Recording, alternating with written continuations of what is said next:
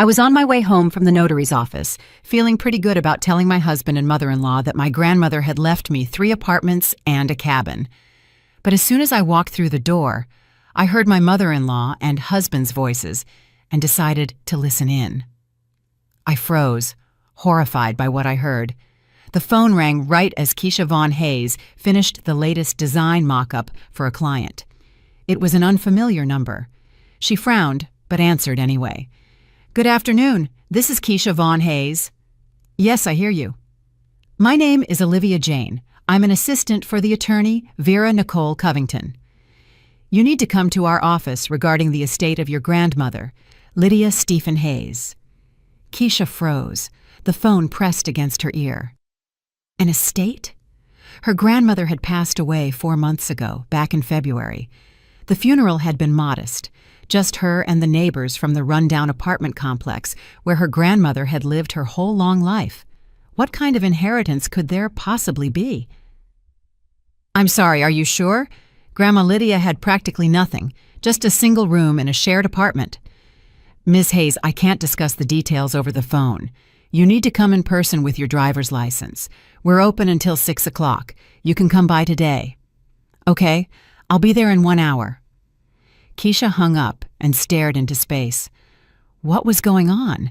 Her grandmother had worked her whole life as a simple engineer at a factory, retired on a meager Social Security check, and budgeted every single penny. Her apartment room on the edge of the city was furnished with pre-90s hand-me-downs. Grandma even saved for 2 years just to get a new refrigerator. Keisha got up from the desk and walked through her apartment. It was a small 2-bedroom unit that she and her husband Omar had been renting for 9 years now. 9 years. She stopped by the window and looked out at the gray brick projects across the street. When they got married, she was 23 and he was 25. They both believed this was temporary, that they would save up, buy their own home, and start a family soon. But 9 years had passed. No home, no children.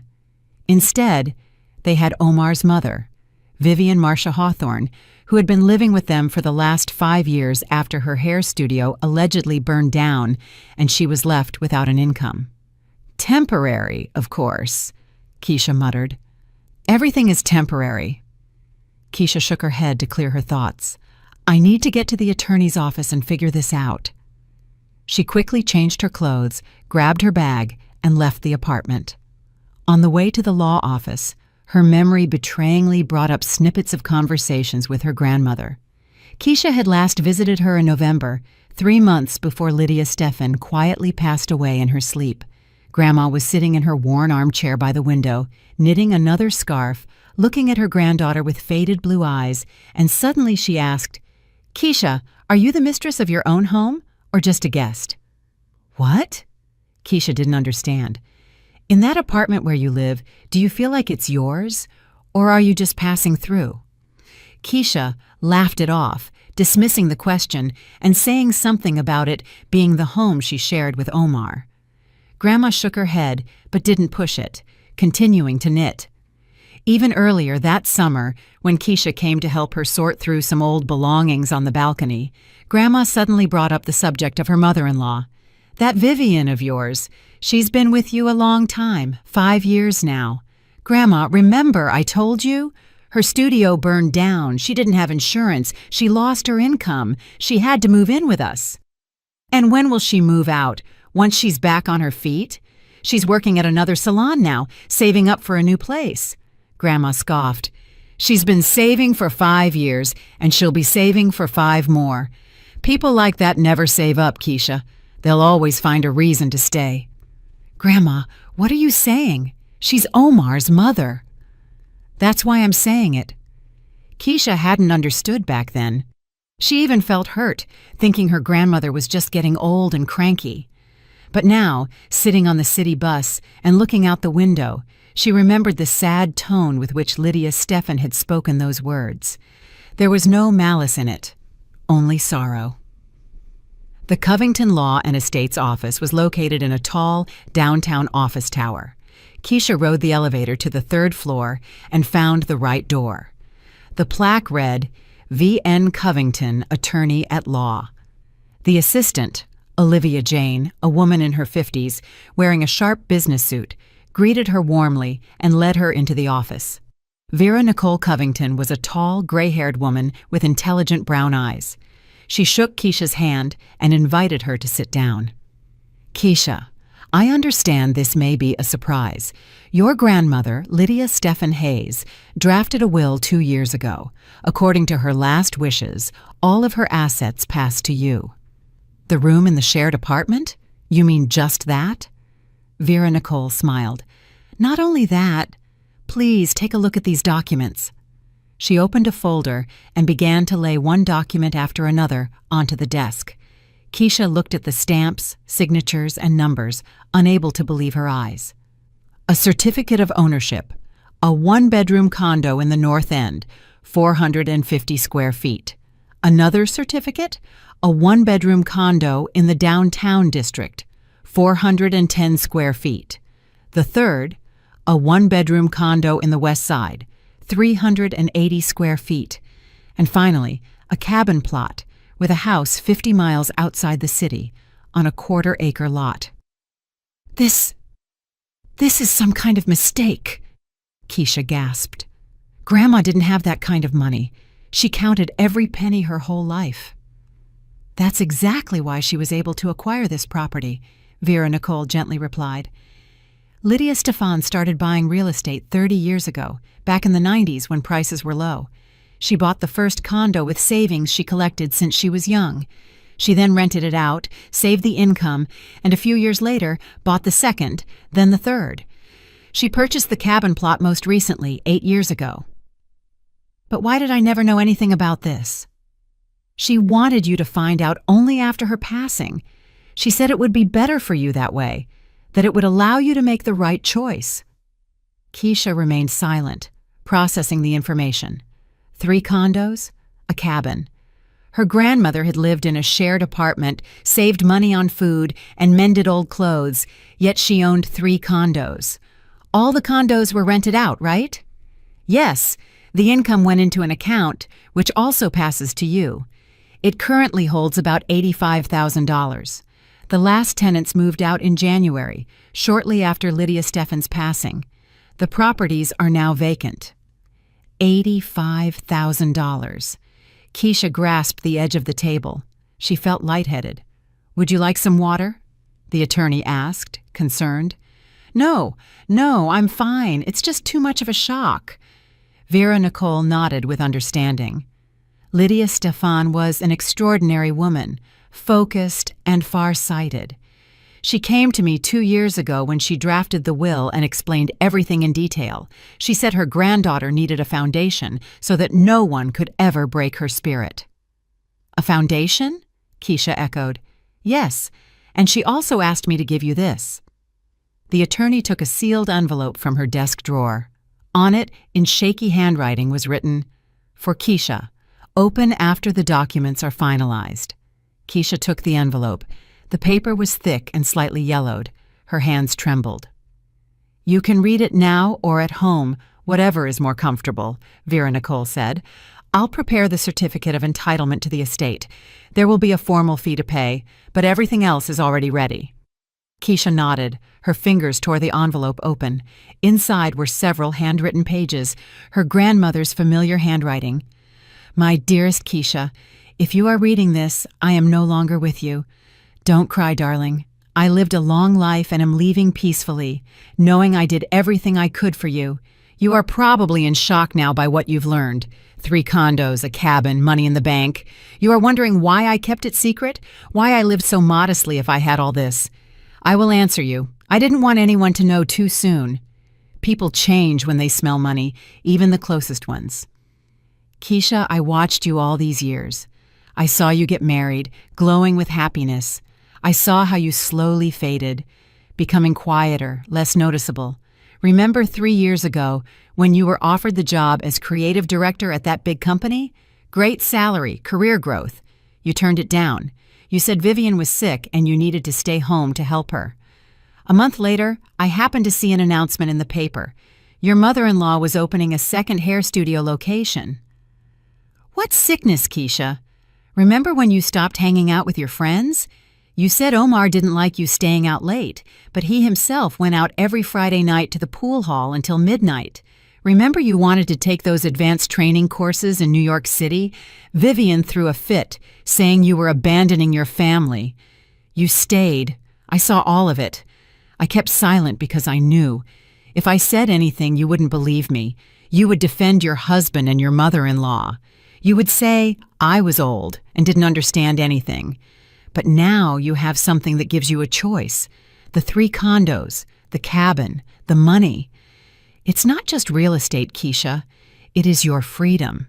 If you love Omar, if you are happy in this marriage, then stay. Live as before. But now you will be living by your own choice, not because you have nowhere else to go. And if you realize you deserve better, you'll have somewhere to go. You will have a roof over your head, even several roofs. And one more thing, darling. A very important one.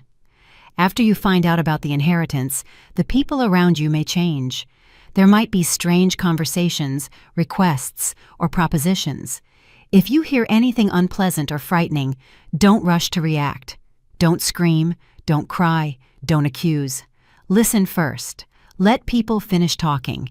Let them show you who they truly are, because people only show their true colors when they think no one is watching or listening. When they believe you won't find out. I believe in you, Keisha. You are strong, smart, and worthy. You just forgot that somewhere along the way. It's time to remember. Live, granddaughter. Live for yourself. I will always be with you in your heart. Your Grandma Lydia.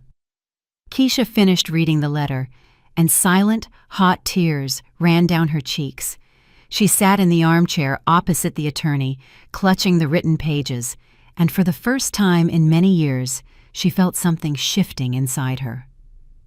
Vera Nicole discreetly looked away, pretending to be busy with documents, giving Keisha time to compose herself. After a few minutes, Keisha wiped her eyes and took a deep breath. "I'm sorry." "There's nothing to apologize for. These are powerful emotions. It's perfectly normal." They finished finalizing the documents about an hour later. Keisha left the law office with a heavy folder in her hands. Inside lay the certificates of entitlement, contracts, and bank account details. Her grandmother's whole life invested in those square feet. She walked to the nearest park, sat down on a bench, and pulled out her phone. She wanted to call Omar to tell him the news, but her finger hovered over the screen. If you hear anything strange, don't rush to react. Why did Grandma write that? What did she know or foresee? Keisha put the phone back in her bag, sat up straight, folded her hands in her lap, and began to recall the last few months. Grandma passed in February. In March, Omar suddenly became incredibly attentive. He started asking about her work, inquiring about her projects. Before, he could go weeks without asking her a single question about her life. In April, he suggested she sign over power of attorney to him for all her important documents, reasoning that it would be more convenient so she wouldn't have to run around to different offices. Keisha refused, saying she could handle it herself. Omar sulked for 3 days and then dropped the subject. In May, Vivian suddenly started asking about Grandma, wondering if she had left behind any valuables, documents, or savings. Keisha replied that there was nothing. Just the room in the shared apartment, which had already been vacated. Her mother-in-law gave her a strange, narrowed look, but said nothing. A coincidence? Keisha got up from the bench. The decision came to her clearly and coldly. She wouldn't tell anyone about the inheritance yet, not until she figured out what was going on.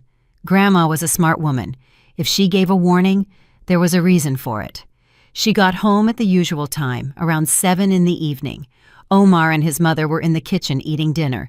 Vivian was cooking, as she always insisted Keisha couldn't cook properly.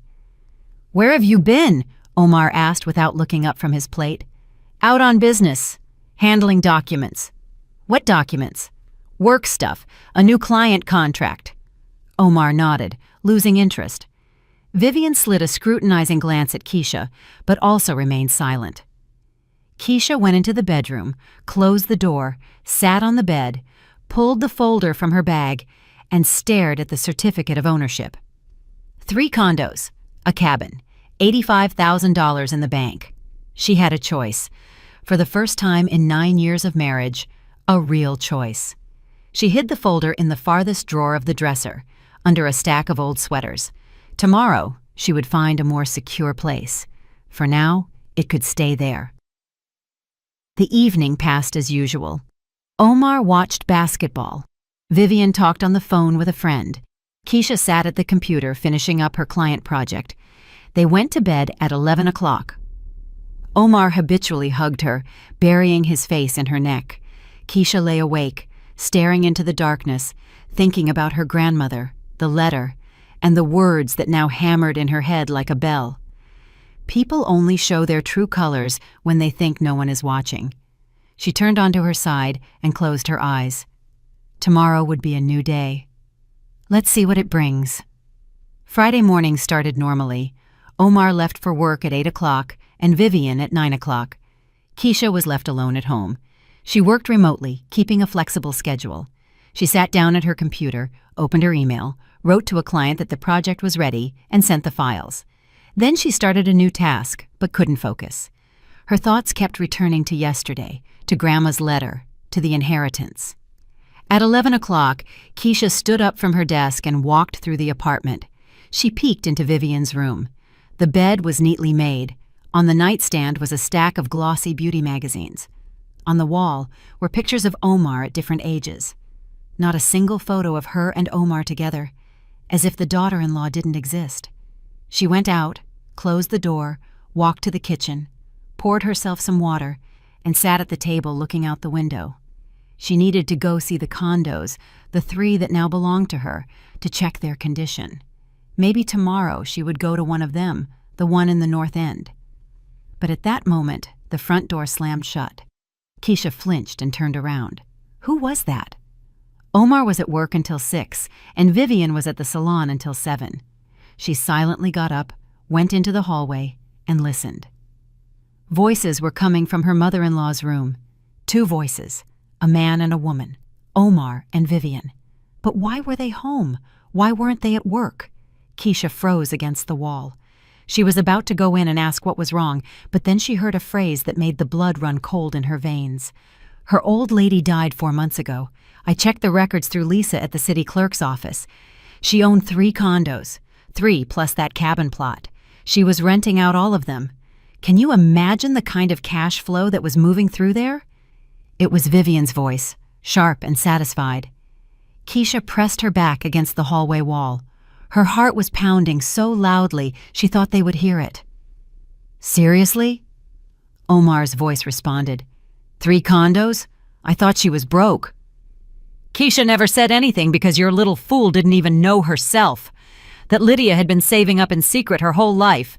She was a sly old fox, you've got to give her that. But the will is definitely made out to Keisha. The old lady didn't have any other relatives. How did you even find out about the condos? I told you, Lisa from the city clerk's office.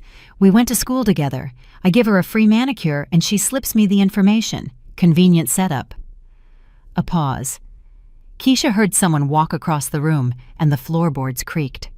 So Keisha is going to find out soon, Omar said thoughtfully. Exactly. And we need to act fast before she realizes what's up. What do you mean? Vivian snorted. I mean, we can't miss this chance, Omar. Do you understand how much 3 small condos are worth right now? Even at the lowest prices, that's over $700,000. $700,000? And the cabin will fetch another $35,000 if the lot is decent. Keisha heard Omar whistle. Those are some serious figures. They are excellent figures, and that money can be ours, or rather yours, which means mine too. Mom, hold on. The inheritance is made out to Keisha. It's her personal property by law. I can't just take. You can't, if she doesn't want you to, Vivian interrupted. But this is where things get interesting. Listen closely. Keisha held her breath. As soon as your wife finds out about the inheritance and finalizes all the paperwork, you need to talk to her, sweetly, gently, like a family man. Tell her you're a family, and it's time to think about the future. Then suggest selling those condos. Explain that maintaining 3 properties is expensive.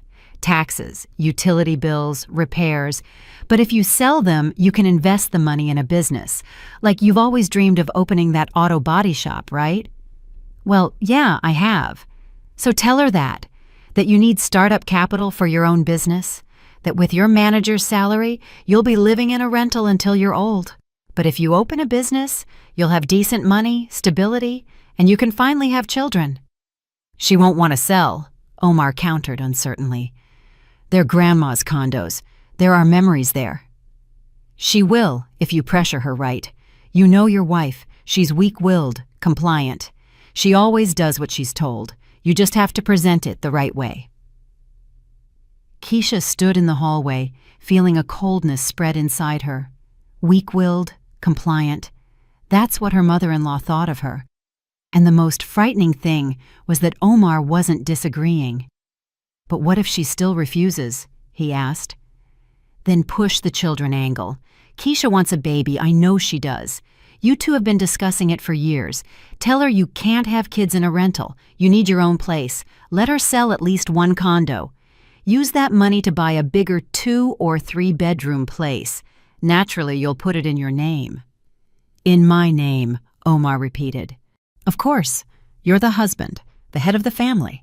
It's logical. And then we'll see. We'll see what?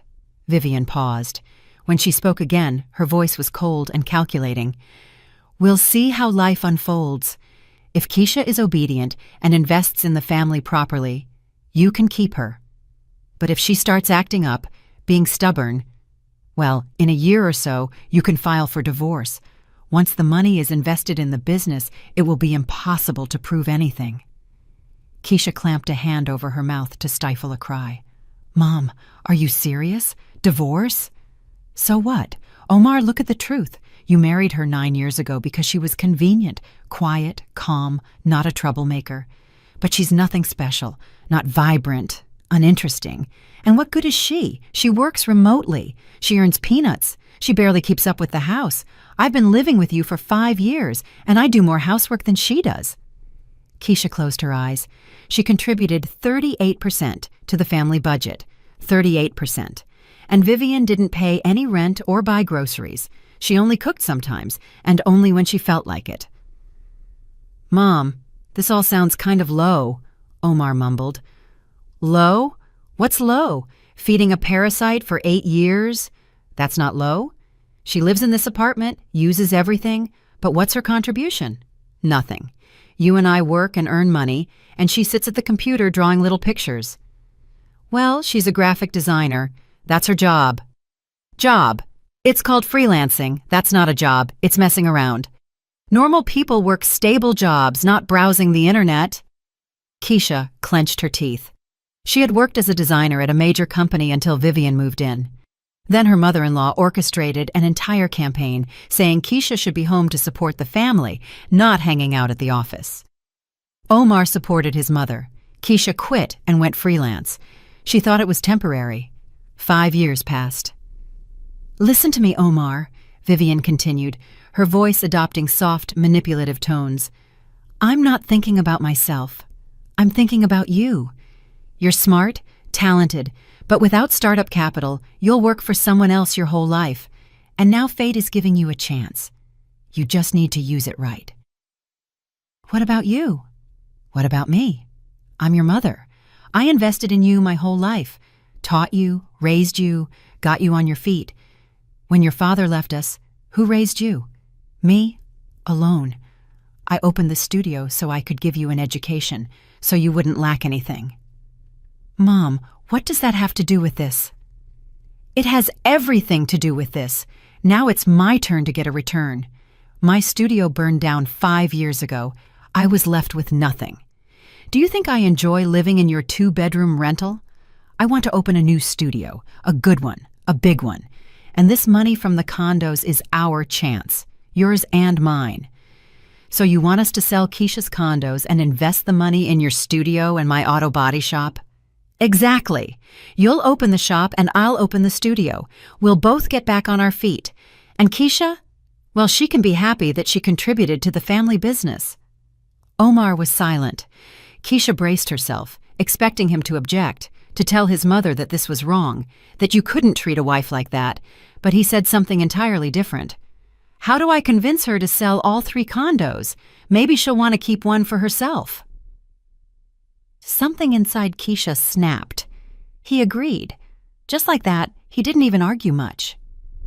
Tell her that maintaining 3 properties is too expensive and complicated, Vivian coached.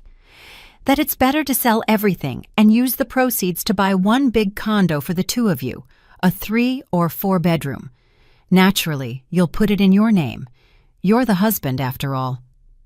In my name, Omar repeated, and Keisha thought she heard a note of anticipation in his voice. Yes, and the rest of the money will be invested in the business. I've already figured it out. If the condos yield $850,000 and the cabin is another $35,000, that's $885,000, minus the purchase of a new condo. Let's say $300,000 goes to that. That leaves $585,000. That's enough to open a decent auto body shop and my studio with some left over for living expenses. Sounds appealing, Omar admitted. Of course it does. We'll finally live like real people. We won't count every penny. We won't rent. You'll be your own boss. Me too. Independence. Do you understand? I understand. So get to it, son. As soon as Keisha finds out about the inheritance, start making your move. Just be careful. No immediate pressure. Give her a day or 2 to be happy, and then gently lead her to the idea of selling. Talk about family, the future, and children. She's compliant. She'll agree. And if she doesn't? If she doesn't, hint at problems in the relationship. Tell her you don't understand how she can be so selfish, that a real wife supports her husband in everything. She'll be afraid of divorce. She'll give in. Trust me. A long pause. Okay, Omar finally said. I'll try to talk to her. That's my good boy. And remember, no remorse. This is our chance, and we are not going to miss it. Keisha stood in the hallway, pressing her palms to her chest. Everything inside her felt numb. There was no pain, no tears, no hysterics. Just a cold, absolute realization. Her husband, the man she had lived with for 9 years, who had promised to love and protect her, who had sworn loyalty, he had just agreed to deceive her, use her, and throw her out. And her mother-in-law, who had lived in their apartment for 5 years, eaten their food, and benefited from their care, called her a parasite. Keisha turned, walked silently into the bedroom, grabbed her bag and phone, and left the apartment as quietly as a ghost. On the landing, she stopped, leaned against the wall, and with trembling hands found the number for the law office on the internet and dialed it.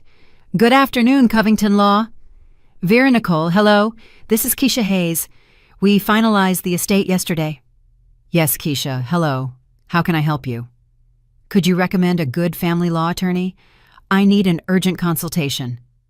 A pause hung in the receiver. Then the attorney said softly, I can. Anya Serena Peterson, a very competent specialist in asset protection. Hold on, I'll give you her number. Keisha wrote down the number, thanked her, and immediately called the lawyer. Peterson speaking. Hello, my name is Keisha Hayes. Attorney Covington recommended you. I need consultation on protecting an inheritance from my spouse. I understand, the woman briefly replied. I can see you today at 4 o'clock. Do you have the address? Keisha wrote it down, made the appointment, walked downstairs, and stepped outside. It was just past 1 in the afternoon. She had 4 hours until the meeting. She walked aimlessly, just moving through the streets. She thought about 9 years of marriage. 9 years she had believed they were a family, that they were together, a team. It turned out she was just convenient help, quiet, compliant, someone who could be used, deceived, and discarded when she became inconvenient. No, it wouldn't happen that way. Grandma had warned her and given her both the inheritance and the advice. Now it was up to Keisha. She stopped at a cafe window and looked at her reflection in the glass. A pale face, dark circles under her eyes, disheveled hair. a tired woman of 32 who had lost herself somewhere along the way. But right now, in this second, something changed. Her gaze became different, firm and determined. Keisha straightened her shoulders, lifted her chin, walked into the cafe, ordered a coffee, and sat by the window, watching the passers-by. In 4 hours, she would meet with the lawyer, learn how to protect her assets, and ensure that no one, neither her husband nor her mother-in-law, could touch them. And at home, she would act as if nothing had happened. She would listen to Omar try to persuade her. She would record the conversations and gather the evidence. And when the moment came, she would strike. Grandma was right. People show their true colors when they think they aren't being watched. Omar and Vivian Hawthorne had shown their faces. Now it was Keisha's turn to show hers. She finished her coffee and stood up. She still had 3.5 hours until the meeting with the lawyer. She could go check out one of the condos, the one in the North End. Keisha left the cafe, hailed a taxi, and gave the address. As she rode, she looked out the window and, for the first time in many years, felt not fear, but anticipation. A new life was beginning, her life, and in this life, she was making the decisions. Anya Serena Peterson's law office was located in a high-rise business center on the 9th floor. Keisha rode the elevator, arriving exactly at 4 o'clock, and found the right door. The plaque was understated, without frills, A.S. Peterson, Family and Estate Law. Anya Serena met her herself, without a secretary. A woman in her 50s, short ash-blonde hair, a tailored tan suit, and attentive gray eyes behind thin-framed glasses. Her handshake was firm and confident. The office was strict, almost minimalist. A large desk, 2 client chairs, and shelves stacked with legal books. No unnecessary details. Keisha sat in a chair, putting her bag on her lap. Anya Serena sat opposite her, pulled out a notepad and pen. "Tell me everything." And Keisha told her everything, about her grandmother's inheritance, the letter, and the overheard conversation between her husband and mother-in-law. She spoke calmly, without emotion, just stating the facts. Anya Serena listened, taking notes and occasionally clarifying details. When Keisha finished, the lawyer put down her pen, took off her glasses, and rubbed the bridge of her nose. "It's a good thing you came straight away. Let's look at the legal side of the matter. First, and most importantly, property acquired through inheritance is your separate personal property, according to Section 36 of the Family Code. Your spouse has no rights to it whatsoever. Even in the event of divorce, he cannot claim those condos or the cabin plot. But he and his mother said that if I voluntarily sold them and invested the money in his business, that's where things get complicated. If you voluntarily sell the real estate and transfer the money to your spouse's account, or invest it in a business registered in his name, it will be extremely difficult to prove the origin of those funds, especially if time passes and the money mixes with other income. In a divorce, the court could potentially deem those funds as marital assets." Keisha nodded. So their plan was well thought out. "What should I do?"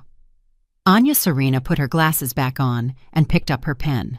"First, under no circumstances should you sign any documents without consulting me. No deeds of gift, no consents to sell, no powers of attorney. If your spouse brings you any papers, tell him you want to study them and bring them immediately to me. Understood? Second, open a separate bank account at a different bank, not the one you share with your husband. Transfer all rental income from the condos into that account if you decide to rent them out. Keep all the inheritance documents and all financial transactions related to this property separate. Third, rent a safe deposit box. Put copies of all the inheritance documents in it. It's also best not to keep the originals at home, maybe with your parents, a friend, or at my office if you prefer." Keisha remembered how her mother-in-law was constantly rooting around in their bedroom. Now it was clear what she was looking for. "I'll do that." Fourth, and this is very important, collect evidence. If your spouse or his mother pressure you, threaten you, or manipulate you, record the conversations. By law, you have the right to record conversations you are personally participating in. This may come in handy. What if he finds out I'm recording? He won't, if you're careful. Every smartphone has a voice recorder. Turn it on before the conversation. Keep the phone in your pocket or nearby. Then send the files to my email. I will keep copies. Keisha took out her phone, opened the voice recorder app, tried it out, and checked the recording quality. The sound was clear. I have another question, she said slowly. We live in a rental apartment. If I decide to leave, I have somewhere to go. I have 3 condos. But how do I do it the right way?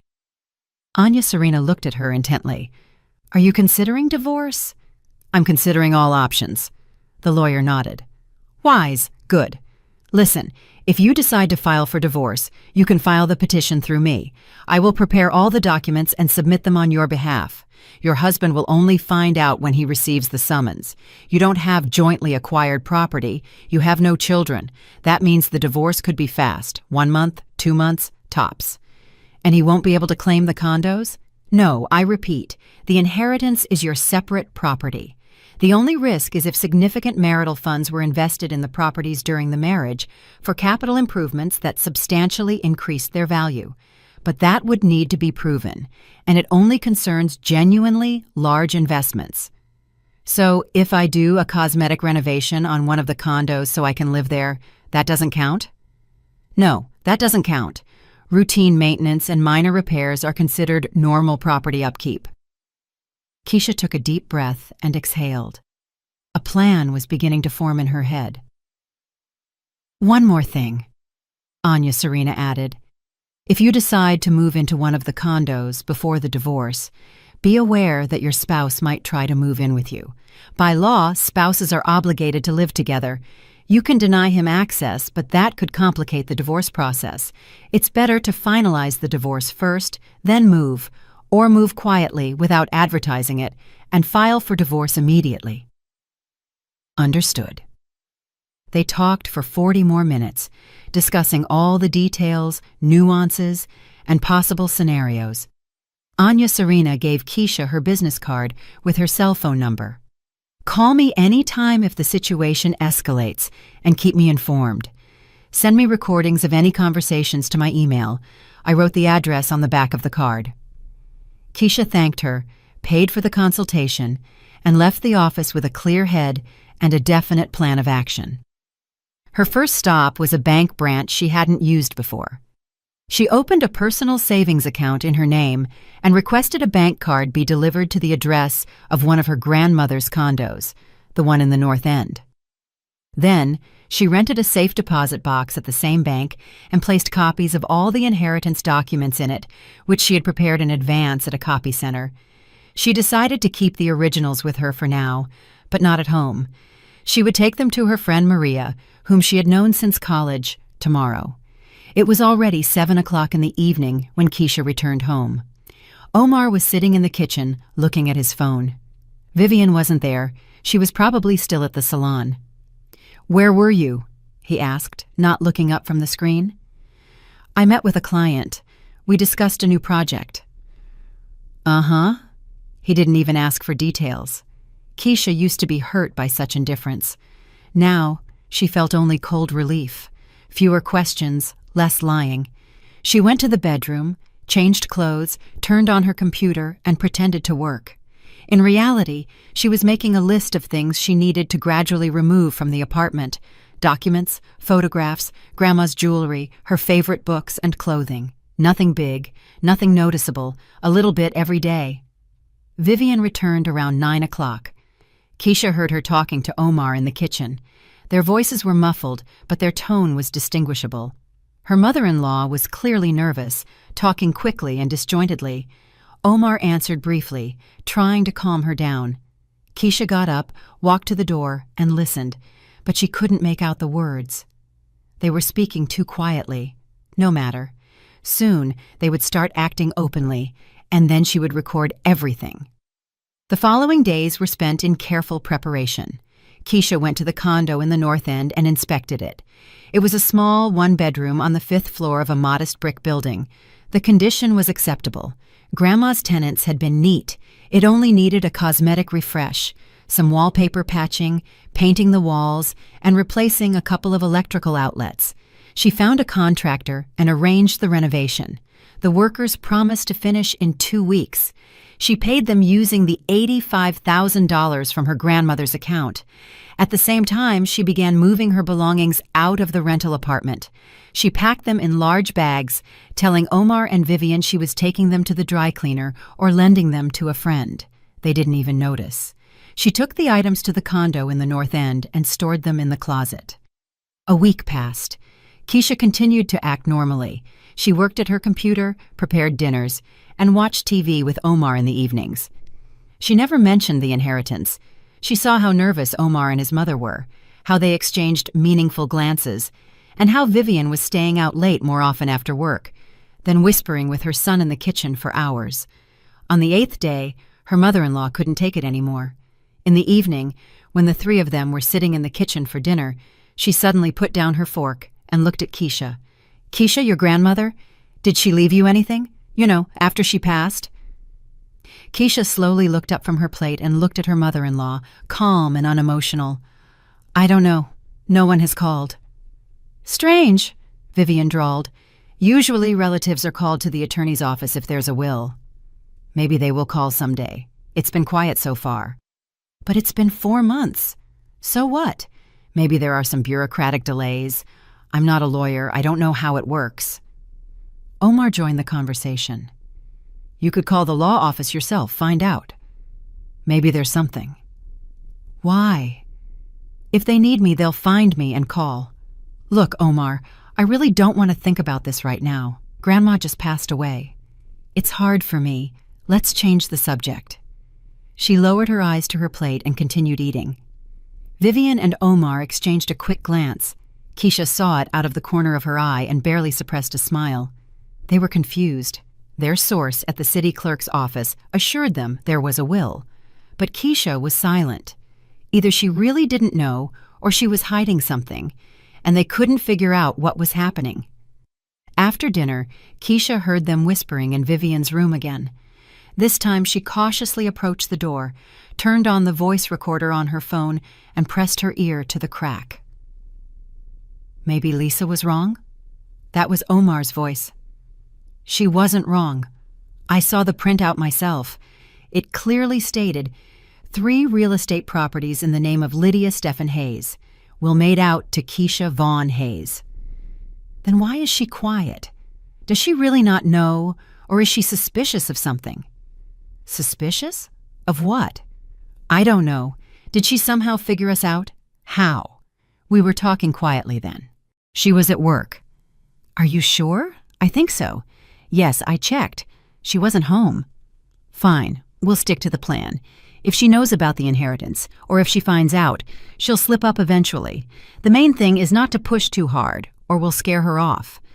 Keisha stepped away from the door, turned off the recorder, saved the file, and sent it to Anya Serena's email, adding a short explanation. Mother-in-law and husband discussing the inheritance. The lawyer replied in 10 minutes, received. Excellent. Keep gathering evidence. The next day, Omar began to act. At breakfast, he suddenly started talking about the future. Keisha, I've been thinking, it's time for us to seriously consider having children. What do you think? Keisha looked up from her coffee and turned on the voice recorder beforehand. Her phone was in the pocket of her robe. Children? Yeah, we're both over 30. It's time. All our friends have kids already, and we keep putting it off. We're putting it off because we live in a rental. You always said we needed to buy our own place first.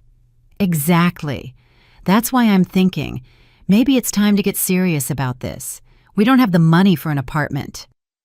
What if we found a way? For example, I could open my own business, the auto body shop. Remember how I always dreamed of it? With good startup capital, I could get it running and start earning decent money. Then we'd buy a condo and have kids. Keisha nodded thoughtfully.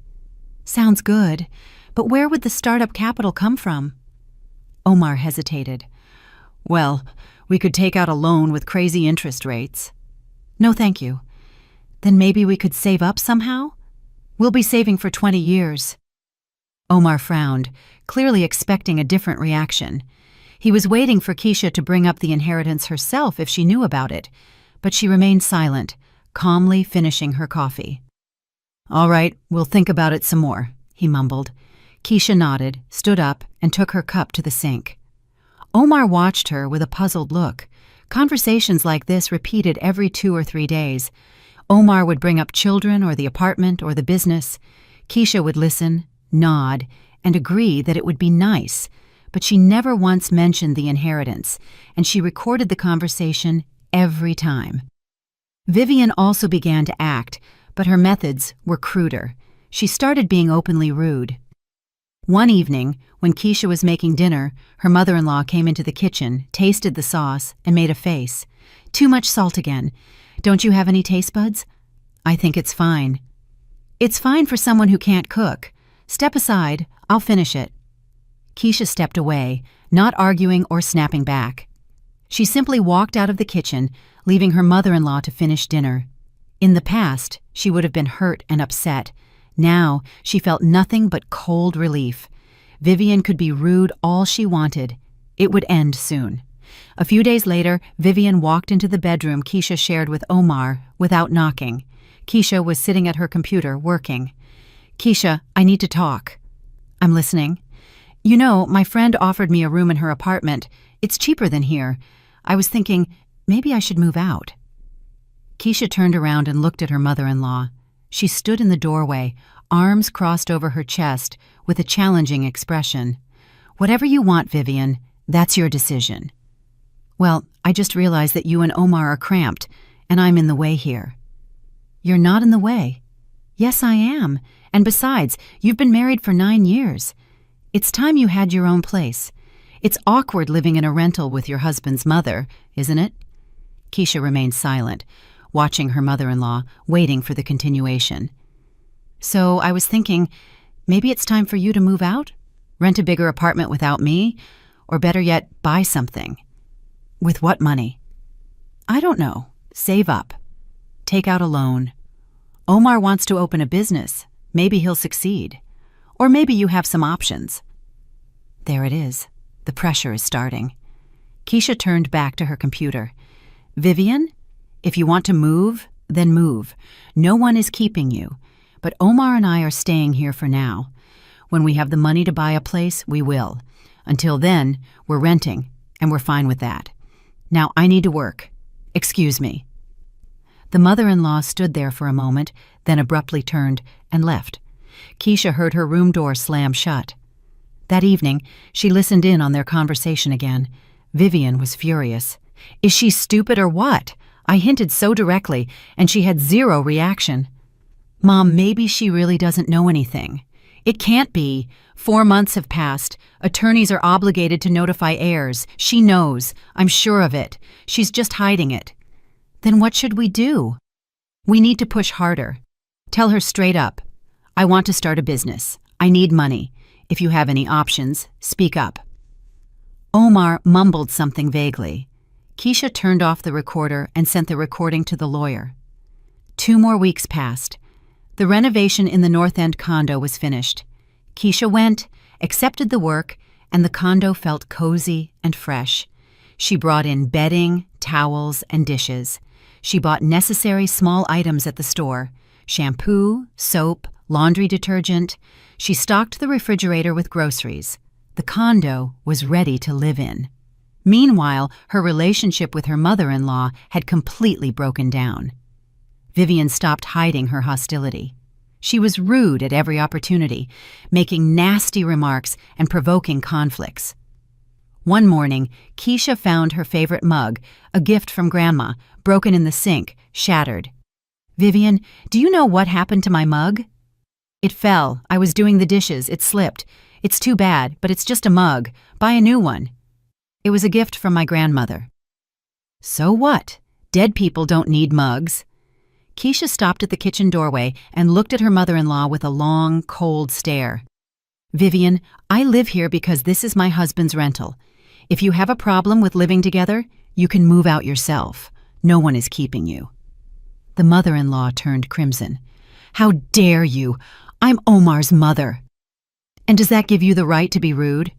"I'm not being rude. I'm telling the truth. You've been living off my son for 9 years, giving nothing back.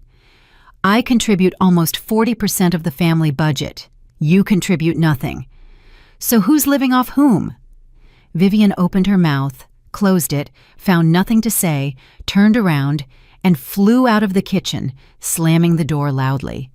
Keisha calmly brewed coffee in a new mug and sat down at the table. Inside, everything was level and cold. In the past, after such clashes, she would have been upset and distressed. Now, she felt only satisfaction. Her mother-in-law got her answer and realized that Keisha was no longer the quiet mouse she could order around. That evening, Keisha listened in as Vivian complained to Omar. "Your wife has completely lost it. She's talking back. She's rude. I just made an honest observation, and she snapped at me." "Mom, you do go overboard sometimes." "So you're on her side now?" "I'm not on anyone's side. Look, Omar, remember, I'm your mother. I raised you my whole life. I sacrificed everything. And who is she? A wife who hasn't even given you a child in 9 years. We weren't ready. You always have excuses. Listen to me. You need to talk to her firmly. Put her in her place. Show her who's the boss in this house. Otherwise, she'll run over you completely." Omar muttered something inaudible. Keisha turned off the recorder and smirked. Her mother-in-law was losing control. Good. 3 weeks had passed since Keisha received the inheritance. She had gradually moved almost all her valuable possessions to the North End condo. Only the most necessary clothing and cosmetics remained. She could pack a bag and leave at any moment. The lawyer approved her actions. Anya Serena listened to all the recordings, studied the situation, and gave the go-ahead for the next stage, filing for divorce. "You have enough evidence of their intentions," she said over the phone. "Recordings of them discussing their plan to deceive you, attempted manipulation by your husband, and your mother-in-law's hostility. All of this will create a full picture for the court if needed. Are you ready to file the petition?" "Yes," Keisha answered firmly. "I am." "Then come by tomorrow. We'll finalize the documents." The next day, Keisha went to see the lawyer.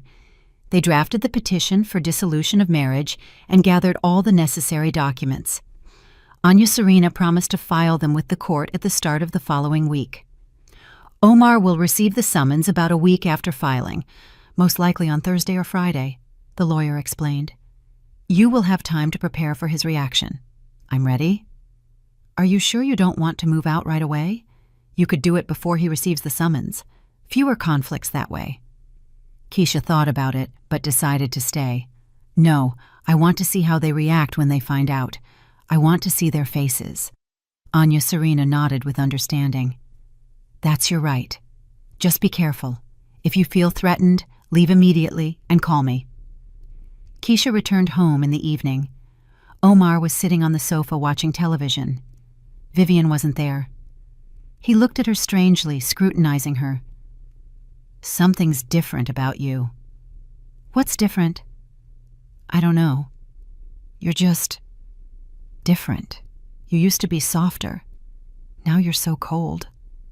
Keisha shrugged. "Maybe I'm tired? I just have a lot of work." Omar kept staring at her, then sighed. "Keisha, we need to talk. Seriously talk." "About what?" "Our future." Keisha turned on the recorder in her jeans pocket and sat in the armchair opposite the sofa. "I'm listening." Omar fidgeted, choosing his words. "Look, we've been married for 9 years, and I feel like we're stuck in one place. We're renting, barely making ends meet. No kids. It's not right." "And what do you propose?" "I need to grow. I can't be a sales rep my whole life. I want to open my own business, the auto body shop.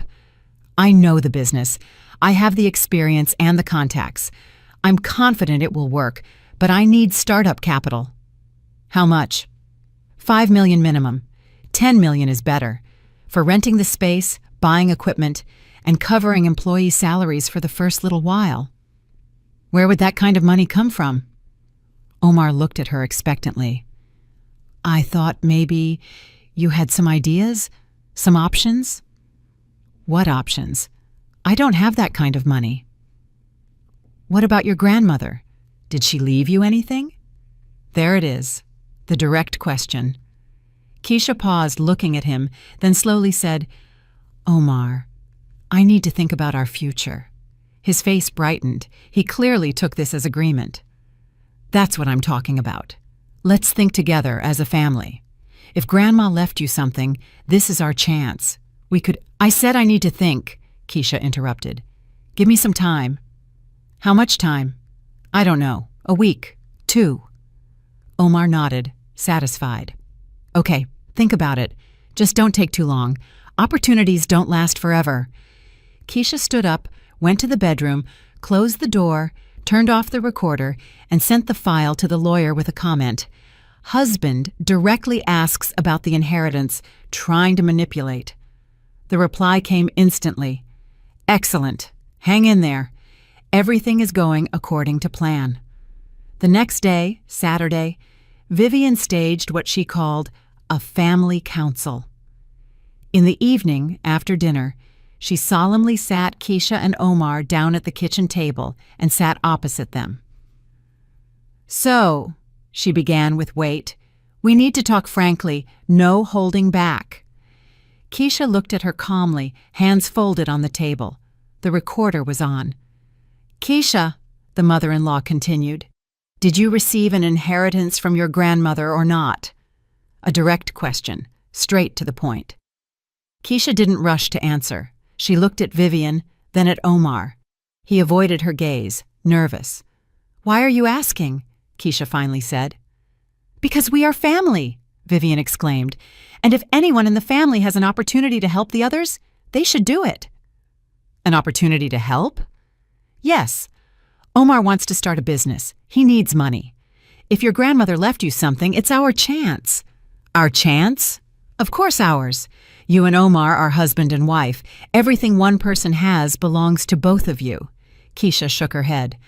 Not exactly. An inheritance is the personal property of the person who received it. Vivian frowned. How do you know that? I read up on it. Read up? Smarty pants. Listen to me, girl. There should be no secrets or separate money in a family. Everything is shared. And if Grandma left you condos or anything else, you are obligated to share it with your husband. You are obligated. Yes, you are his wife. Keisha stood up from the table and looked down at her mother-in-law.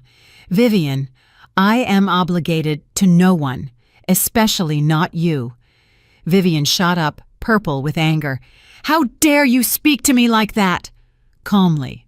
I'm tired of enduring your rudeness and manipulation. Enough. Omar! Vivian screamed. Did you hear how she's talking to me? Omar sat, head bowed, silent. Omar, say something. She's insulting your mother. He slowly looked up and met Keisha's eyes. Keisha, why are you being like this? Mom is talking sense. We're family. We should help each other. Help, Keisha repeated. I see. She turned and walked into the bedroom. Vivian was yelling something after her, but Keisha didn't listen. She closed the door, locked it, sat on the bed, turned off the recorder, and sent the file to the lawyer, writing, They are openly demanding I hand over the inheritance. I think it's time to act.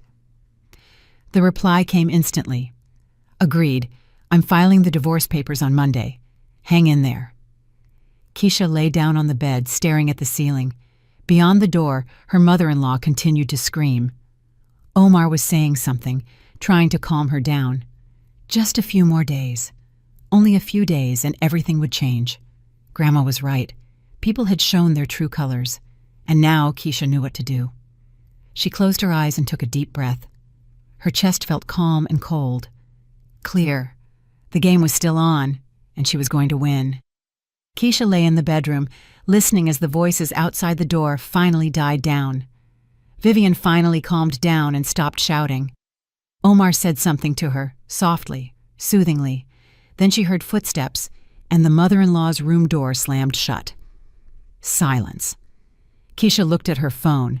A message from Anya Serena. We file the documents in court on Monday at 10 in the morning. Be prepared for your husband's reaction in about a week. Today was Saturday. That meant in 9 days, Omar would receive the divorce summons. 9 days. She could continue to live here, watching their attempts to get to the money. Or not. Maybe it was time to end everything sooner? She remembered that day a month ago, the day everything changed, when she was happily returning from the attorney's office to tell her husband and mother-in-law that Grandma had left her 3 condos and a cabin. But upon entering her home, she heard their voices and decided to listen in, and was frozen in horror by what she heard. Then, at that moment, standing in the hallway and listening to the people closest to her planning to deceive and discard her, something inside broke. Not with pain or a scream, quietly, definitively. Like an old rope that had been stretched too far, finally snapping. And now, a month later, she was ready to finish what began that day. Keisha got out of bed and walked to the window. It was dark outside. The streetlights were on. Somewhere below, children were laughing, playing hide and seek. A typical Saturday night. Typical for someone else, but for her, it was her last night in this apartment. She took a small travel bag from the closet and began packing the rest of her things. A makeup bag, a few t-shirts, jeans, underwear. Everything else was already at the North End condo. This was the last bag. She packed it, closed it, and placed it by the door. Then she picked up her phone and texted Anya Serena. "Leaving tomorrow. I think it's time to end this charade." The reply came a minute later. "I support you. Go for it. I'm available." Keisha went to bed without leaving the room. Omar never knocked or tried to talk. He was sleeping on the sofa in the living room. His mother probably told him to give his wife time to think. Let him think that. Sunday morning started late. Keisha got up at 9 o'clock, dressed, brushed her hair, grabbed her bag, and walked out of the bedroom. Omar and Vivian were in the kitchen drinking coffee. They saw her with the bag and exchanged glances. "Where are you going?" Omar asked. "To a friend's place for a couple of days." "Which friend?" "Maria. I need a break. Need to think." Vivian narrowed her eyes, satisfied. She clearly thought the plan was working, that Keisha was breaking under the pressure. Good. Think hard. Family is the most important thing. You have to be able to make sacrifices for the people you love. Keisha didn't answer. She simply turned and walked out of the apartment. She took a taxi to the North End condo, looking out the window. The city was waking up. People were rushing about their business. Stores, cafes, and hair salons were opening somewhere. Just the normal life of normal people. Soon, she would have a normal life too. Without lies, without manipulation, without a mother-in-law who called her a parasite. The condo met her with silence and the smell of fresh paint. Keisha put her bag in the hallway and walked through the rooms. Everything was in place. Everything was ready. Her belongings were neatly stacked in the closet, dishes were in the kitchen, and food was in the fridge. Home, her home. She sat on the sofa, took out her phone, and texted Anya Serena. "I've moved out. We're filing the papers tomorrow." The reply, "Yes, I will be at the courthouse at 10 o'clock. You don't need to come. I will handle everything. I'll meet you at the office at 2 o'clock. We will discuss the details." Keisha spent the rest of the day settling into the condo. She hung towels in the bathroom, arranged books on the shelf, and put away her clothes. By evening, everything was ready. She went to bed early, in her own bed, in her own condo. She slept soundly, without dreams. Monday was calm. Keisha worked at her computer, talked to clients, and finalized projects. At 2 o'clock, she drove to Anya Serena's office. The lawyer met her with a folder of documents. "I filed the petition this morning. The court date is set for July 23rd in 3 weeks.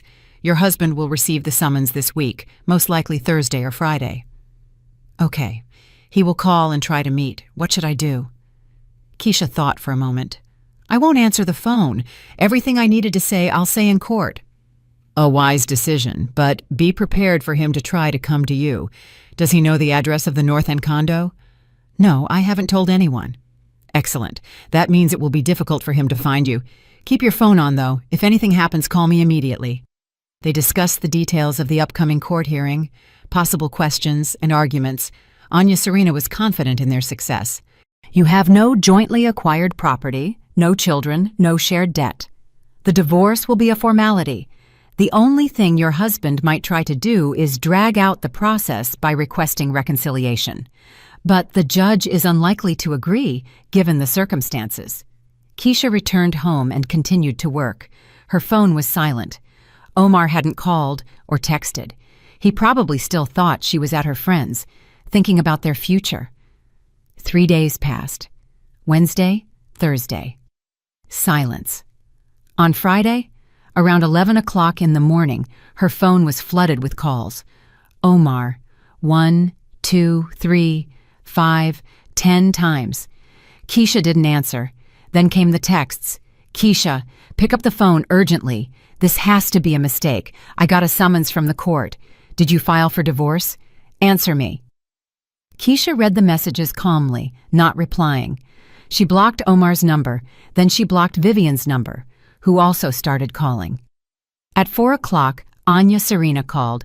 Your husband came to my office demanding explanations. He was yelling and threatening. I had to call security. Threatening? Verbally. He said he wouldn't agree to the divorce, that you would regret it, and that he would find a way to get what's his. Everything is recorded on my office cameras. If he continues, we will file for harassment. Good. Has he come to you? No. He doesn't know where I am. Excellent. Hold tight. Only 2.5 weeks until the hearing. That evening, Keisha sat on her balcony with a cup of tea, watching the sunset. Her phone lay beside her, turned off. Silence. Peace.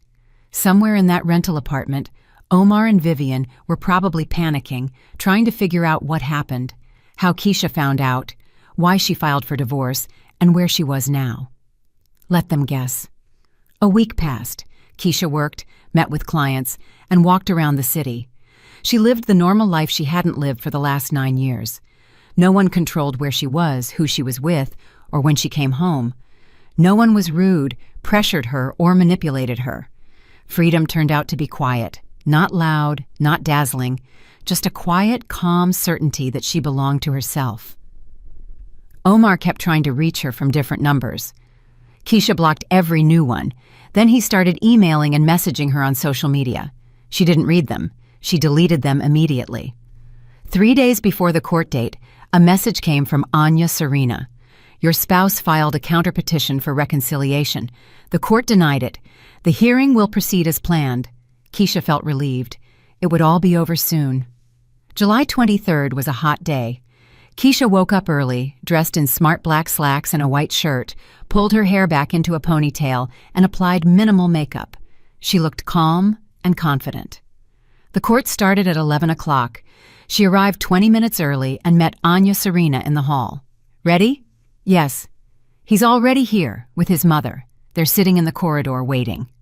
I see. Do not speak to them before the hearing. If they try to approach you, walk right past. They went up to the 3rd floor and walked down the corridor. Omar was sitting on a bench, hunched over. Next to him, Vivian was tense and angry. They saw Keisha and jumped up. Omar took a step toward her. Keisha, we need to talk. Keisha walked past him, not looking at him. Anya Serena blocked his path. Do not approach my client. I'm her husband. You are the respondent in a divorce case. All questions will be addressed in the courtroom. They entered the courtroom. Keisha sat next to the lawyer, hands folded in her lap, breathing evenly and calmly. A minute later, Omar and his mother walked in and sat on the opposite side. Omar looked at Keisha with a pleading gaze. Vivian looked at her with hatred. The judge, an elderly woman with gray hair and a stern face, walked in. Everyone stood up, then sat down. The hearing began. The judge read the petition and asked Keisha if she confirmed her intention to dissolve the marriage. Yes, I confirm. The grounds? Irreconcilable differences. The marriage has fundamentally ceased to exist. The judge turned to Omar. Does the respondent agree to the dissolution of marriage? Omar was silent. Vivian nudged him with her elbow. "No, I do not agree," he choked out. "I want to save my family. I ask for a period of reconciliation." The judge looked at the documents. The petition for reconciliation was already denied. There are no grounds for a repeat review. Respondent, do you have any claims regarding the division of property? Yes, Vivian interrupted. My daughter-in-law has an inheritance. 3 condos. They must be divided. The judge frowned. Who are you? I am the respondent's mother.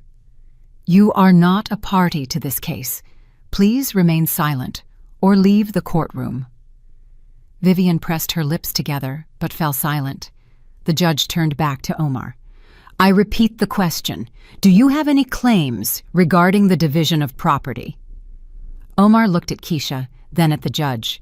Yes, my wife received an inheritance during the marriage. I believe I am entitled to half. Anya Serena stood up. Your Honor, according to Section 36 of the Family Code, property received by one spouse through inheritance is their separate property and is not subject to division. I present documents confirming that the real estate was received by my client through a will. She handed the folder to the judge. The judge reviewed the documents and nodded. The respondent's claims are unfounded. The inheritance is not a marital asset.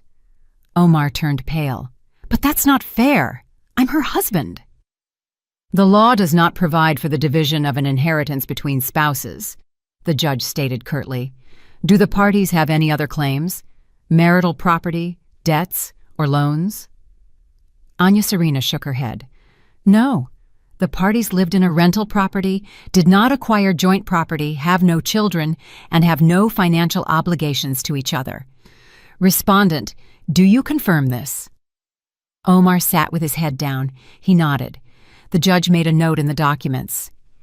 Given the absence of property disputes, children, and the mutual acknowledgement of the impossibility of saving the marriage, the court issues a decree of dissolution of marriage.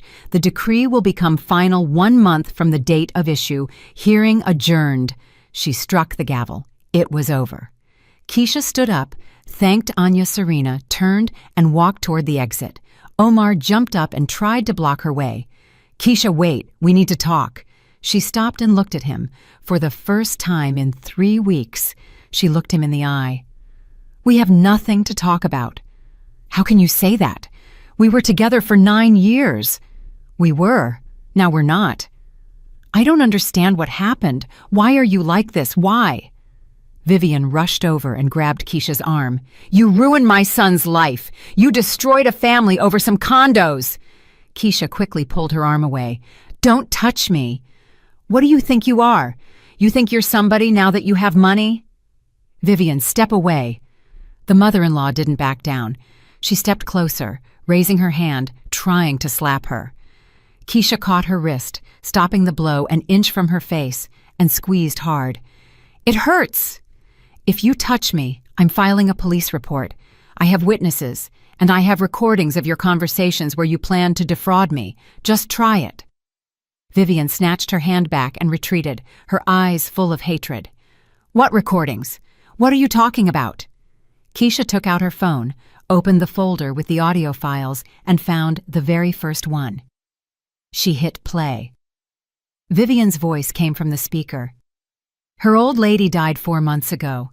I checked the records through Lisa at the city clerk's office. She owned 3 condos, 3 plus that cabin plot. Keisha stopped the playback and looked at her mother-in-law's white face and her husband's bewildered expression. I heard everything that very day when you thought I wasn't home. A month ago, you discussed how you would trick me, force me to sell the condos, invest the money in your business, and then divorce me once the money was spent. Omar opened his mouth, closed it, and found nothing to say. Vivian tried to salvage the situation. That's not what you think. We were just discussing options. Options for deception. Options for exploiting me. I heard every word and recorded it. I have 23 audio files of your conversations. They've all been given to my lawyer. They can all be used in court if you try anything else. The mother-in-law fell silent, realizing she had lost. Omar stepped forward, holding out his hands. Keisha, I'm sorry. I was an idiot. Mom talked me into it. I wasn't thinking straight. Please forgive me. Let's start over. Keisha shook her head. If you loved me, you wouldn't have agreed to your mother's plan. You agreed to deceive me and dump me for money. That's not love, Omar. That's calculation. No, I love you, truly. You love yourself and your mother. I'm not even on the third spot on that list. I'll change, I promise. Don't bother. I'm not interested. Keisha walked around him and headed for the exit. Omar rushed after her. Wait, where are you going now? Where are you living? Let's meet and talk like adults. She stopped at the door and turned around. I've already filed for divorce. The court has issued the decree. In 1 month, we will be officially divorced. There's nothing left to discuss. But you have 2 weeks to vacate the rental apartment. The lease is in my name. If you don't leave, I will terminate the lease, and the landlord will evict you both. Omar froze. Are you serious? You're throwing me out? I'm throwing both of you out. It's my apartment. I rented it. I pay for it. I won't be paying anymore. But my mother and we have nowhere to go. Those are your problems. Vivian works. You work. Rent something for yourselves, together or separately. I don't care. Vivian stepped forward, her face contorted with rage. You'll regret this. Omar will find a way to sue you for those condos. We'll hire a lawyer. Hire one. The law is on my side, and I have an excellent lawyer who proved it in court today. Good luck to you both. Keisha walked out of the courthouse. Anya Serena caught up with her on the street. Excellent job. You were brilliant. Thank you. What now? In 1 month, you'll receive the certificate of dissolution of marriage. Everything will be officially over. Until then, live peacefully. If your ex-husband or his mother bother you, call me. We'll file a harassment claim. They said goodbye. Keisha hailed a taxi, headed home, and looked out the window at the city passing by, feeling a strange sense of calm. Not joy or triumph, just peace. 2 weeks passed. Omar vacated the rental apartment. Keisha went there on the last day and picked up the last of her things. The apartment was empty, alien, as if she had never lived there. She explained to the landlady that she was getting a divorce and would no longer be renting. The landlady was understanding and returned the security deposit. Keisha stood in the empty living room, looking at the bare walls. 9 years she had lived here. 9 years she considered this place home, but it was just a rental apartment, a temporary refuge. Her real home was waiting for her in another neighborhood, in the condo her grandmother had left her. She closed the door, handed the keys to the landlady, and drove away, never to return. 1 month later, the certificate of dissolution of marriage arrived. An official document confirming that Keisha Vaughn Hayes and Omar Ignacio Hawthorne were no longer spouses. Keisha put the certificate in the folder with the other documents, locked it in the safe, and closed that chapter. Life went on. She got a job at a large graphic design studio, the same one that had offered her the creative director position 3 years ago. The position was taken, but they hired her as a lead designer. Good salary, interesting projects, and a pleasant team. She rented out 2 of the inherited condos, found respectable tenants, and formalized everything officially. The rental income covered all her expenses, with some left over. She decided to keep the cabin plot for herself. That summer, she drove out there and began tidying it up. A small house, an overgrown yard, an old gazebo. Grandma had planted the apple, cherry, and currant bushes there herself. Keisha hired a gardener and asked him to clean up the lot. By the end of the summer, the cabin plot was transformed, becoming a place where she could go on weekends to escape the city bustle. Omar tried to make contact a few times, calling from new numbers and sending messages on social media. Keisha didn't reply. She blocked them. Then he stopped trying. She learned through mutual acquaintances that he was renting a room in a cheap extended stay hotel and working at the same construction site. Vivian had closed her hair studio. Debts, loans, and tax issues. She was now working as a basic stylist in someone else's salon for minimum wage. Keisha felt neither joy nor schadenfreude at this news. She just acknowledged it. They were no longer a part of her life. That fall, she met Maria, her old friend, whom she hadn't seen in several years. They sat in a cafe, drank coffee, and chatted about life. "You've changed," Maria said, looking intently at Keisha. "You're different somehow." "In what way?" "More confident, calmer. Before you were, I don't know how to describe it, sort of run down, and now you're glowing." Keisha smiled. "I'm just living for myself now, finally." "And how is it?" "Strange, unfamiliar, but good." Maria reached out and squeezed her hand. "I'm genuinely happy for you." Another month passed. Winter came early. Snow fell in early November. Keisha stood on the balcony of her condo, wrapped in a blanket, looking out at the white city below. Did she feel happy? That was a difficult question. Happiness is when everything is perfect, when you have a loved one by your side, when your plans for the future are bright and joyful. She didn't have a loved one. Her plans were simple and ordinary: work, condos, and the cabin. Nothing grand. But she felt free. That was more important than happiness. The freedom to choose where to go, what to do, and who to talk to. The freedom to wake up in the morning and not think about who she had to please today. Her phone vibrated, an unfamiliar number. Keisha frowned and answered. "Hello?" Omar's voice. "Keisha, it's me. Don't hang up, please." She remained silent, waiting.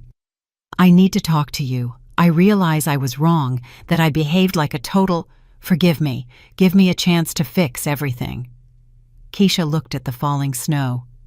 "You had your chance. 9 years. You wasted it. Don't call again." "Wait, I've really changed. I moved out of my mother's place. I live alone. I've realized a lot." "Omar, even if you've changed, I'm not interested. I don't want to go back. I don't want to try again. I just don't want to. And don't call again." She hung up, blocked the number, stood on the balcony for another minute, then returned inside, poured herself some coffee, sat on the sofa, and turned on her favorite movie, one she hadn't watched in 9 years because Omar said it was a stupid melodrama. She watched, drank coffee, wrapped in a blanket, and for the first time in a long time, she felt that everything was exactly where it should be. 6 months after the divorce. February, the anniversary of Grandma Lydia's passing. Keisha went to the cemetery, brought flowers, stood by the grave, and looked at the photograph. Grandma smiled from the picture with her quiet, wise smile. "Thank you, Grandma," Keisha whispered. "You were right about everything." The wind stirred the tree branches, shaking snow onto the ground. Quiet, peaceful. Keisha stood for a moment longer, then turned and walked toward the exit. Life went on. Her life. And that was what mattered most. That evening, she sat in her condo, working on a new project. Coffee was on the desk. A notepad with sketches lay nearby. Soft music played. Rain tapped on the window. March was unpredictable. Snow one moment, rain the next. Keisha leaned back in her chair, stretched, and looked at the clock. 9:30 in the evening. The workday was over. She closed her laptop, poured herself another coffee, went to the window, and looked at the city. Lights in the windows, cars on the roads, people rushing about their business. Somewhere out there, in that city, Omar lived. Somewhere else, his mother lived. They were building their lives, solving their problems without her, and she was without them. Fair enough. Keisha remembered the words from her grandmother's letter. "It's not just real estate, Keisha. It is your freedom." A month ago, she hadn't fully understood those words. She thought freedom meant money, condos, the ability to leave. Now she understood. Freedom is the right to choose. Not because you're afraid of being homeless, not because of outside pressure, but simply because you want something, or you don't. Her phone vibrated again, another unknown number. Keisha looked at the screen and sighed. Omar hadn't given up. She answered the call. Keisha, it's me. Please, let's meet. Let's talk like grown-ups. We have nothing to talk about. How can you say that? We have 9 years behind us. We did. Now we don't. I miss you. Keisha chuckled. You don't miss me. You miss what I could give you. The condos, the money, the easy life. I don't believe you've changed. People don't change that fast. I really have changed. Maybe, but I don't care. I don't want to check. Don't call again, Omar. I'm serious. Next time, I'm going to my lawyer and filing a restraining order. Leave me alone. She hung up and blocked the number. That was the last time. She wouldn't give him another chance to call. Keisha finished her coffee, grabbed her bag, put on her jacket, and decided to take a walk despite the rain. She needed fresh air and movement. She walked out onto the street, moving along the wet sidewalks. Rain tapped on her hood, and the streetlights reflected in the puddles. The city lived its nightlife. Keisha walked, thinking about the future, about what came next, work, condos, and the cabin. That was a good foundation. But what did she want for herself? She hadn't asked herself such questions before. She lived life as it happened, as circumstances dictated. Now she could allow herself to think about her desires. What did she want? To travel. She had long dreamed of seeing the ocean, the mountains, and the old cities of Europe. Now she could save up and go. No one would forbid her or say it was a waste of money. To learn. She wanted to take painting and photography courses. Now she could enroll and attend classes. She had the time, she had the money. To live. Just to live, without looking over her shoulder at other people's opinions and expectations. Keisha stopped by a small park and sat on a bench under the awning. She took out her phone, opened her notes, and began to write a wish list. The ocean, painting classes, a new project at work, renovations at the cabin, maybe get a cat. The list grew, and with every line, she felt warmer inside. This was her life, her choices, her future. She stood up and headed home. The rain had stopped. The moon emerged from behind the clouds. The city shone in the silvery light. Beautiful. At home, Keisha took a shower and went to bed, falling asleep with the thought that tomorrow would be a new day, a normal work day, and that was enough. The morning started with sunshine, a rarity for March. Keisha got up, brewed coffee, sat down at the table with her laptop, checked her email, replied to clients, and started a new project. At lunchtime, Maria called and invited her to the movies on the weekend. Keisha agreed. She hadn't been to the movies just for fun in a long time. In the evening, she made dinner and watched a TV series. She went to bed early. A normal day. Her day. 2 more months passed. May. Warm weather. The trees turned green. Keisha drove out to the cabin, spent the weekend there, worked in the yard, and planted flowers she bought at the market. The neighbors greeted her and asked how things were. One of the neighbors, a man in his 40s, offered to help her fix the fence. Keisha agreed. They worked together for several hours, then drank tea on the porch and talked about life. His name was Igor. He was a programmer who came to the cabin to escape the city. Divorced, no children. Keisha didn't tell him her whole story in detail, just said she was also recently divorced and lived alone. Igor nodded with understanding. Sometimes it's better to be alone than with the wrong person. Exactly. They exchanged numbers and agreed to call each other if they needed help with the yard. Keisha returned to the city on Sunday evening, tired but content. The cabin plot was coming alive. The yard was green. Soon the apple trees would blossom. Grandma loved the apple trees. She said their bloom was the most beautiful time of the year. Keisha set a reminder on her phone. Drive to the cabin at the end of May when the trees blossom. See it, photograph it, for Grandma, for myself. Life went on, quietly, calmly, without drama or upheaval, and Keisha liked it. 6 months after the divorce, she ran into Omar by chance at the mall, near the escalator. He was going up, and she was coming down. Their eyes met. Keisha recognized him immediately. He looked older, more tired, dressed carelessly, with stubble on his face. Omar recognized her too.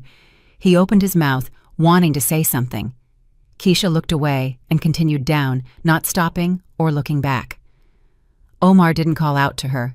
He just watched her go. She left the mall and got into her car.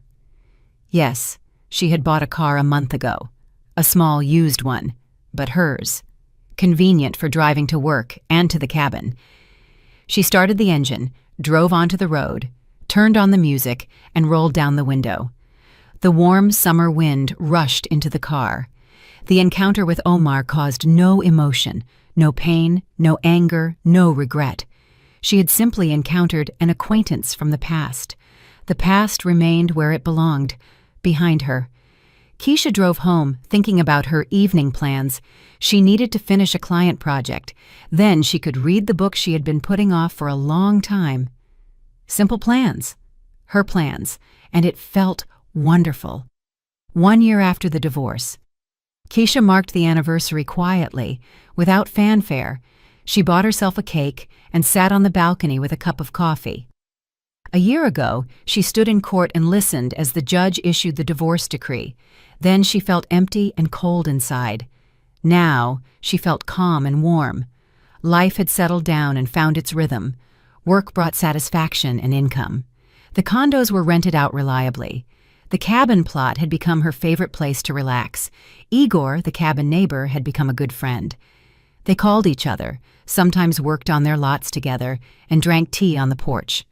Nothing romantic, just friendship. Keisha wasn't looking for a relationship. She didn't want one yet. Maybe someday later, maybe not. It didn't matter. The main thing was that she no longer depended on anyone, no longer waited for permission, approval, or instructions. She lived life as she wanted, for herself. Grandma knew what she was doing when she saved up for those condos. She knew that one day her granddaughter would need a foundation, a base that wouldn't let her break under outside pressure. Keisha raised her coffee cup and looked up at the sky. "Thank you, Grandma, for everything." The wind caught her words and carried them away. Somewhere up there, Grandma Lydia must have heard and smiled her quiet, wise smile. Everything had worked out exactly as she had wanted. Her granddaughter was free, and that was the most important thing. Did you like my story? If you listened till the end, drop a number 1 in the comments. If you enjoyed it, you can support me by liking the video and sending a small tip. I've got lots of other life stories like this on my channel, so make sure to subscribe and check them out. I've added 2 new stories on screen that everyone loves. Thanks for being here. See you in the next one. With love.